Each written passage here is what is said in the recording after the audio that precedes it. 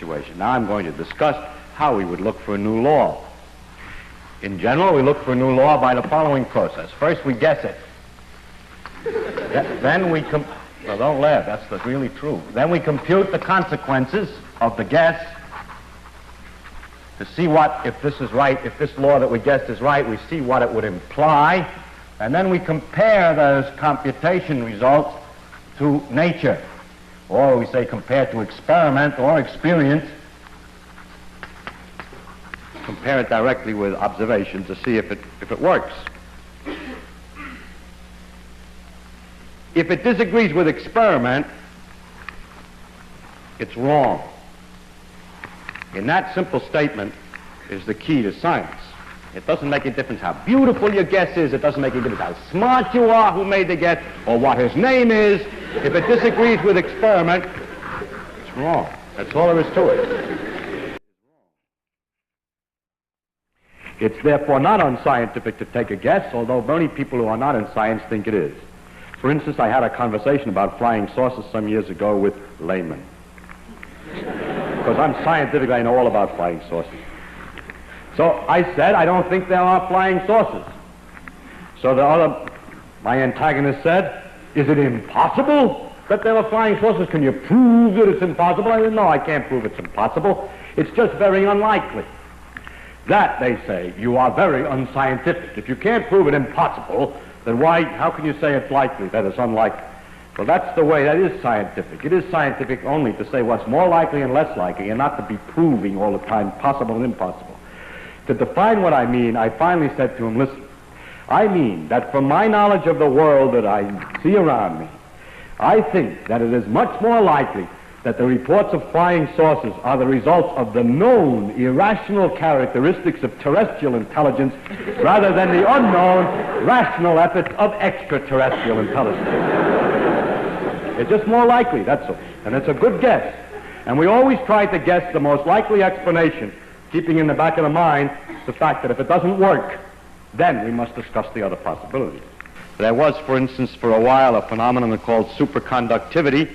There still is the phenomenon, which is that metals conduct electricity without resistance at low temperatures, and it was not at first obvious that this was a consequence of the known laws with these particles, but it turns out that it has been thought through carefully enough, and it's seen in fact to be a consequence of known laws. There are other phenomena, such as extrasensory perception, which cannot be explained by this known knowledge of physics here, and it is interesting, however, that phenomenon has not been well established, and that we cannot guarantee that it's there. So if it could be demonstrated, of course that would prove that the physics is incomplete, and therefore it's extremely interesting to physicists, whether it's right or wrong, and many, many experiments exist which show it doesn't work. The same goes for astrological influences. If it were true that the stars could affect the day that it was good to go to the dentist, then, as in America we have that kind of astrology, then it would be wrong, the physics theory would be wrong, because there's no mechanism understandable in principle from these things that would make it go.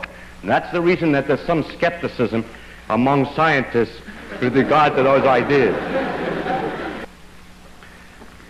Now you see, of course, that with this method we can disprove any definite theory. If you have a definite theory, a real guess from which you can really compute consequences which could be compared to experiment, then in principle we can get rid of any theory. We can always prove any definite theory wrong. Notice, however, we never prove it right. Suppose that you invent a good guess, calculate the consequences, and discover that every consequence that you calculate agrees with experiment. The theory is then right?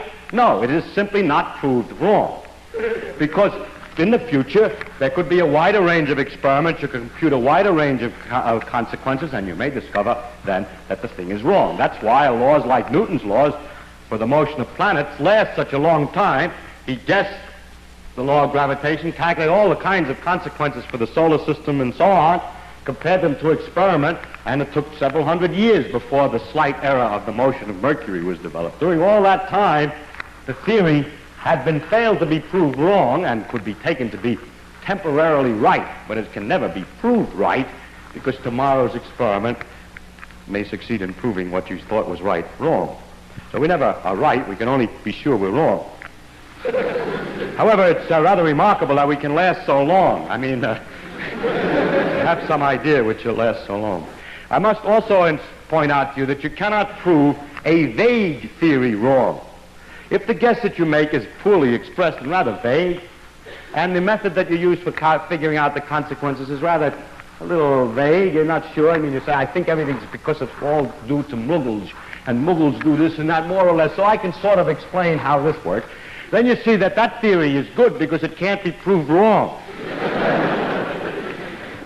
If the process of computing the consequences is indefinite, then with a little skill, any experimental result can be made to look like an expected consequence. You're probably familiar with that in other fields. For example, A hates his mother.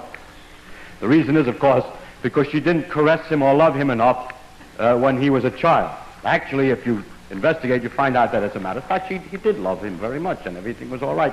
Well, then, it's because she was overindulgent when he was a child. So by having a vague theory, it's possible to get either result. Oh, wait. Now, the cure for this one is the following. It would be possible to say, if it were possible to state ahead of time how much love is not enough and how much love is overindulgent exactly, and then there would be a perfectly legitimate theory against which you can make tests. It is usually said when this is pointed out, how much love is and so on, oh, you're dealing with psychological matters, the things can't be defined so precisely. Yes, but then you can't claim to know anything about it.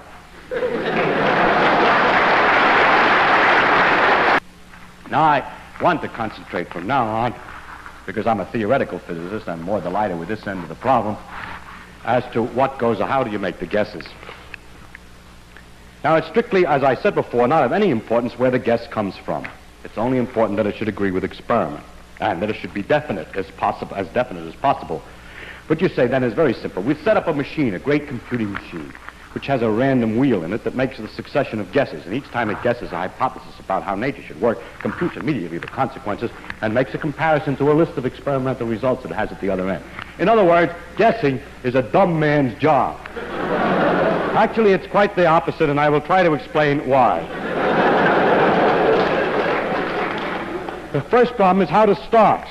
You see, I'll start with all the known principles, but the principles that are all known are inconsistent with each other, so something has to be removed. So we get a lot of letters from people. We're always getting letters from people who are insisting that we ought to make holes in our guesses as follows. You see, you make a hole to make room for a new guess. Somebody says to you, people always say space is continuous, but how do you know when you get to a small enough dimension that there really are enough points in between? It isn't just a lot of dots separated by little distances. Or they say, you know those quantum mechanical amplitudes that you told me about, they're so complicated and absurd. What makes you think those are right? Maybe they aren't right. I get a lot of letters with such content, but I must say that such remarks are perfectly obvious and are perfectly clear to anybody who's working on this problem, and it doesn't do any good to point this out. The problem is not what might be wrong, but what might be substituted precisely in place of it. If you say anything precise, for example, in the case of a continuous space, suppose the precise proposition is that space really consists of a series of dots only, and the space between them doesn't mean anything, and the dots are in a cubic array. Then we can prove that immediately is wrong. That doesn't work. You see, the problem is not to change or to say something might be wrong, but to replace it by something, and that is not so easy. As soon as any real, definite idea is substituted, it becomes almost immediately apparent that it doesn't work. Secondly, there's an infinite number of possibilities of these simple types. It's something like this. You're sitting working very hard, you've worked for a long time trying to open a safe, and some Joe comes along who doesn't know anything about what you're doing or anything except that you're trying to open a safe. He says, why don't you try the combination 10, 20, 30?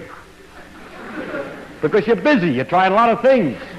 Maybe you already tried 10, 20, 30. Maybe you know that the middle number is already 32 and not 20.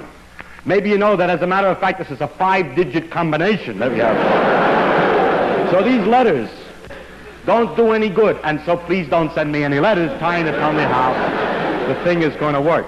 I read them to make sure that I haven't already thought of that. But it takes too long to answer them because I usually in the class try 10, 20, 30.